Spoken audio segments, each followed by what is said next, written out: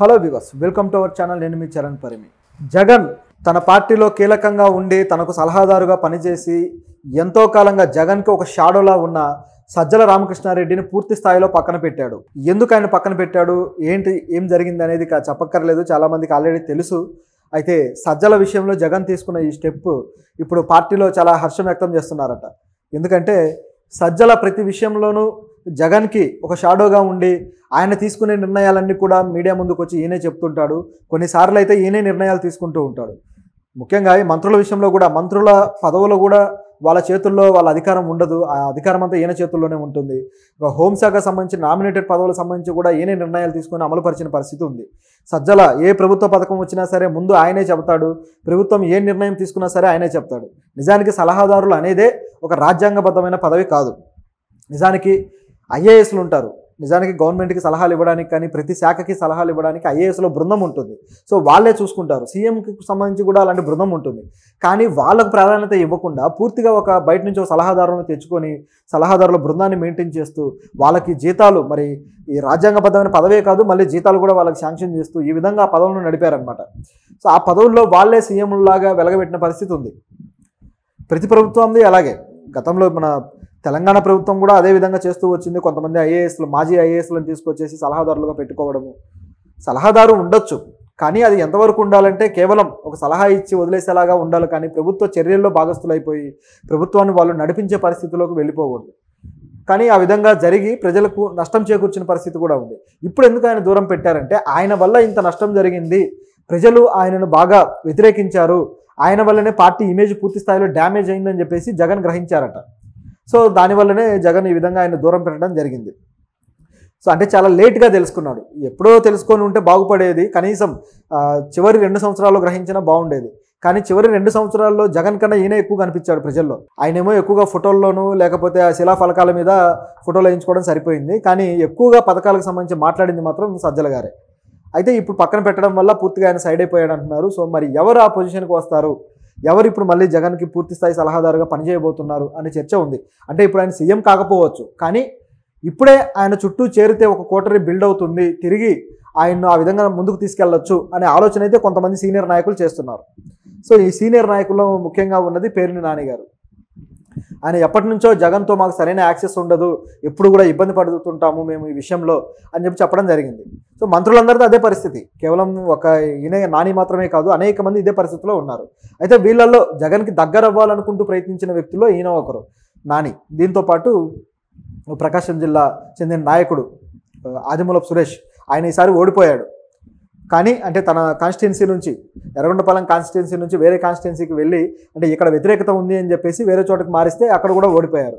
వ్యతిరేకత ఎక్కడైనా ఒకటే కదా, సరిగ్గా పరిపాలించినప్పుడు, ప్రజలకు సరైన బాగోగులు చూడనప్పుడు అది ఆటోమేటిక్గా అన్ని ప్రాంతాలకు తెలిసిపోతుంది. ఖచ్చితంగా అందరూ వ్యతిరేకిస్తారు. పైగా ఆయన మంత్రి పదవులు అనుభవించినా కూడా ఆ పదవుల్లో కూడా చేసిందేమీ లేదు. సో ఈ నాయకుడు కూడా గతంలో జగన్కి చాలా క్లోజ్. ఆయనకు నిజానికి నియోజకవర్గంలో అది పెట్టని కోటలాగా ఉండేది.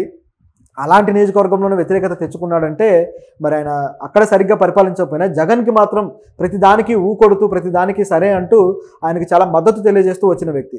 సో ఇప్పుడు అలాంటి పొజిషన్లోకి ఈయన కూడా వెళ్ళే అవకాశం ఉంది అని వినిపిస్తుంది. అంటే నాకు కనిపిస్తుంది అనమాట. ఎందుకంటే నేను ఆ కాన్స్టిట్యున్సీకి సంబంధించిన వ్యక్తినే కాబట్టి అక్కడ జరిగిన పరిణామాలు ఇవన్నీ కూడా కొంత ఆలోచన అవగాహన ఉన్నది కాబట్టి నాకు ఈ విధంగా కనిపిస్తుంది. సో దీంతోపాటు మరికొంతమంది నాయకులు కూడా ఇలాంటి పద్ధతుల్లో వెళ్తున్నారు, జగన్కి మరింత క్లోజ్ అవ్వాలని చెప్పేసి అనిపిస్తుంది. కానీ మరి ఆ నాయకులకు ఆయన ఎంతవరకు ఛాన్స్ ఇస్తాడో చూడాలి. సో ఇది పరిస్థితి. మరికొంతమంది నాయకులు మాత్రం జగన్ నుంచి పూర్తిగా అవాయిడ్ అయిపోయే పరిస్థితి అయితే ఉంది. సో ఆల్రెడీ కొంతమంది జారుకున్నారు, కొందరైతే అండర్ గ్రౌండ్కి వెళ్ళిపోయారు. కొడాలి నాని అలాగే వల్లభనేని వంశీ, వీళ్ళిద్దరూ ఇప్పుడు ఎక్కడ ఉన్నారు, ఎక్కడ తలదాచుకున్నారో ఎవరికీ తెలియదు. కొడాలి నాని మీద కూడా 3-4 కేసులు పెట్టారు, తర్వాత ఆయనకు అరెస్ట్ వారెంట్లు కూడా ఇచ్చారు. దాంతో ఆయన దొరకకుండా ఎక్కడికో వెళ్ళిపోయాడు. తర్వాత ఆయన సీక్రెట్గా అరెస్ట్ చేశారు పోలీసులు. ఆల్రెడీ పోలీసుల కస్టడీలో ఆయన ఉన్నాడు, 3rd డిగ్రీలు కూడా అనుభవిస్తున్నాడు అని ఇంటర్నల్గా కొన్ని వార్తలు అయితే వస్తున్నాయి. కానీ ఇవి కన్ఫర్మ్ చేయడానికి మాత్రం ఏ సోర్సు లేదు, అది నిజమా కాదా అనేది తెలియదు. సో ఆయన ఇంకా పరారీలోనే ఉన్నాడు అనుకుందాం. దాంతోపాటు వల్లభనేని వంశీ అయితే అమెరికా వెళ్ళాడు, లేకపోతే బెంగళూరు వెళ్ళాడు, లేకపోతే హైదరాబాద్లో గచ్చిబౌలిలో తలదాచుకున్నాడు అని అనేక వార్తలు వచ్చాయి. సో ఈయన కూడా ఎక్కడికి వెళ్ళాడు, ఎక్కడ తలదాచుకున్నాడో ఎవరికీ తెలియదు. మరొక వార్త ఏంటంటే ఒక స్టార్ హీరోనే ఆయనకు అవకాశం ఇచ్చి ఆయనకు ఆశ్రయం ఇచ్చాడు అనే వాదన కూడా ఉంది. సో ఆ స్టార్ హీరో ఎవరో మీకు సోషల్ మీడియాలో కొన్ని ఫోటోలు వైరల్ అయ్యాయి. ఆ స్టార్ హీరో తోటి వల్లభనేని వంశీ గతంలో అంటే 20 years బ్యాక్ వాళ్ళిద్దరూ కలిసి దిగిన ఫోటోలు, ఆ ఫ్రెండ్షిప్ అదంతా కూడా అది మీరు చూడొచ్చు. సో ఇది పరిస్థితి. అంటే ఇలాంటి కొంతమంది నాయకులేమో జారుకుంటున్నారు, కొంతమంది నాయకులేమో తప్పని పరిస్థితుల్లో జగన్కి అంగీకరించాల్సిన పొజిషన్లో ఉన్నారు, అంటే ఆయన అభిప్రాయాలని. దాంట్లో ముఖ్యంగా బొత్స సత్యనారాయణ అంటే ఆయన పార్టీలో రాజకీయ పదవులు అనుభవించాడు, సీనియర్ నాయకుడు, జగన్కి అన్ని విధాలుగా అనుకూలంగా ఉన్న వ్యక్తే.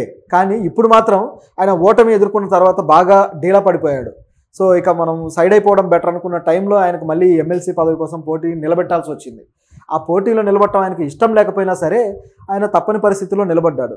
సో ఇప్పుడు ఒకవేళ ఆ గెలిస్తే మాత్రం మీకు మంచి ఆపర్చునిటీ క్రియేట్ చేస్తాను అని చెప్పేసి జగన్ ఆయనకు హామీ ఇచ్చారట. సో ఒక బ్రహ్మాండమైన ఆపర్చునిటీ ఆయనకు ఉంది. సో మరి అది ఏంటి అనేది తెలియదు, కానీ ఒకవేళ అది కానీ క్రియేట్ చేస్తే ఇక జగన్కి ఎలాగైతే సజ్జల ఉన్నారో అదే విధంగా ఈయన మారే అవకాశం అయితే ఉంది బొత్స. సో ఇది పరిస్థితి. ఈ విధంగా జగన్ తన కూటమిని కొందరిని దూరం చేసుకుంటున్నాడు, కొందరిని దగ్గర చేసుకుంటున్నాడు. ఇక రోజా గారు అయితే పూర్తి స్థాయిలో దూరమైనట్టే కనిపిస్తుంది.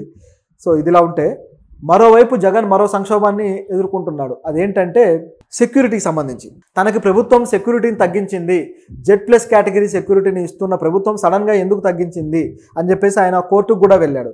అయితే ఈయన కోర్టుకు వెళ్ళిన విషయంలో టీడీపీ శ్రేణులు మాత్రం అసంతృప్తితో ఉన్నాయి. సో ఆయన చెప్పేదంతా కూడా సరైంది కాదు, మేము సెక్యూరిటీని ఏమాత్రం తగ్గించలేదు. ఆయనకు సీఎం హోదాలో ఏ సెక్యూరిటీ అయితే ఉందో ఆ సెక్యూరిటీ నుంచి మేము సాధారణ ఎమ్మెల్యేకి ఒక పార్టీ అధినేతకి ఏ సెక్యూరిటీ ఇవ్వాలో ఆ సెక్యూరిటీని మాత్రం కల్పిస్తూ అదనంగా ఉన్న వాళ్ళని మేము తొలగించాము అని చెప్తున్నారు. సో దీంతోపాటు చంద్రబాబు గారు ప్రతిపక్షంలో ఉన్నప్పుడు ఎంత సెక్యూరిటీ అయితే ఇచ్చారో అంతే సెక్యూరిటీని మేము ఇచ్చాము అని చెప్పేసి వాళ్ళు అంటున్నారు. నిజానికి జగన్కి కేటాయించిన వాహనం విషయంలో కూడా ఒక సాధారణ వాహనాన్ని కేటాయించారు. ఇది ఎంతవరకు కరెక్ట్ అని ఆయన వాదించడము, దాంట్లో కూడా టీడీపీ శ్రేణులు మీరు గతంలో చంద్రబాబుకి ఇలాంటి వాహనమే కేటాయించారు కాబట్టి అదే బ్రాండ్ మీకు కేటాయించాము, తప్పేంటి అని చెప్పి వాళ్ళు కూడా చేతులు దులుపుకున్నారు.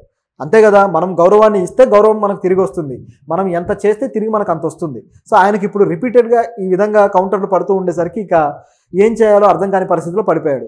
సో తనకు ప్రాణానికి హాని ఉంది, అనేక మంది 100 మంది పోలీసుల సెక్యూరిటీ నాకు కావాలి అని చెప్పేసి ఆయన కొత్త పాట అయితే అందుకున్నాడు.